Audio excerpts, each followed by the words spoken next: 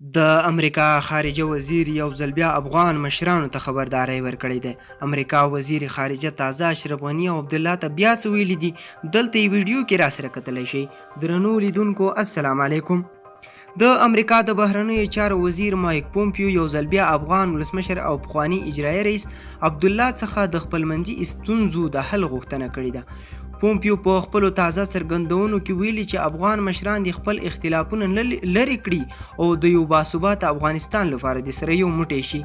دا په داسې حال کې ده چې تر دې وړاندې د ملګرو ملتونو عمومي منشي انتوني ګوتریش د اروپا ټولنې د بهرنیو سیاست مسؤل جوزیف بوریل روسي چارواکو او د اروپایي ټولنې مسؤلینو پر افغان مشرانو باندې د رامنځته شوي سیاسي خلا د ډکولو غوښتنه کړې وه. تېره کم میاشت کې ولسمشر غني د دویم ځل ولسمشر کېدو په پار خپله لوړه وکړه. ورسره هم مهاله د پخواني ملي یووالي حکومت اجرایي رئیس عبدالله هم د موازي حکومت ناره پورته کړه او په ارګ کې د څیرمه سپیدار ماڼۍ کې د خپلې لوړې مراسم ترسره کړل.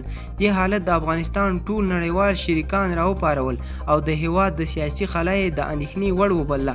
که څه هم له تېرو څو اونیو راهیسې د پخواني ولسمشر کرزي په ګډون یو شمېر نور سیاسي مشران او جهادي سټې د دې ولسمشر غني او عبدالله ترمنځ د دغې سیاسي خلا د ډکولو هڅه کوي، خو تر دې دمه کوم د پام وړ پرمختګ نه دی شوی. تېره ورځ په ارګ کې ځینو سرچینو رسنیو ته وویل چې د ولسمشر غني او عبدالله ترمنځ په خبرو کې پرمختګ نه دی شوی او په وینا یې ولسمشر غني چمتو نه دی چې د ډاکټر عبدالله ته کوم اجرایوي صلاحیت ومني، خو دا مني چې دا سیاسي قانون په رڼا کې د خپل واک برخه کړي. تر دې مخکې د روانو سیاسي مخالفتونو لپاره د امریکا په ګډون یو شمېر نورو هیوادونو کې هم خپل فشارونه وارد کړل، خو د افغان مشرانو ترمنځ یې په روانو مخالفتونو کې کوم د پام وړ اغیز ونه کړ. پومپیو د دواړو مشرانو ترمنځ د اختلافونو د نه حل کېدو په صورت کې د امریکا لخوا د $1 میلیارډ مرستې د کمولو ګواښ هم کړی و. تېره ورځ روسي چارواکو هم د حکومت لخوا د طالبانو د بندیانو په خوشي کولو کې د حکومت او طالبانو ترمنځ پر نه همغږي او دواړو افغان مشرانو ترمنځ ژورو اختلافونو باندې اندېښنه څرګنده کړه.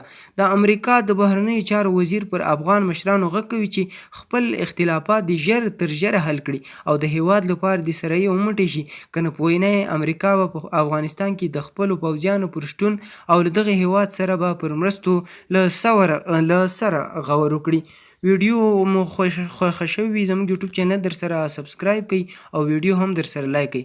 تر بلې ویډیو ښه وخت ولرئ. مننه، ژوندي اوسئ.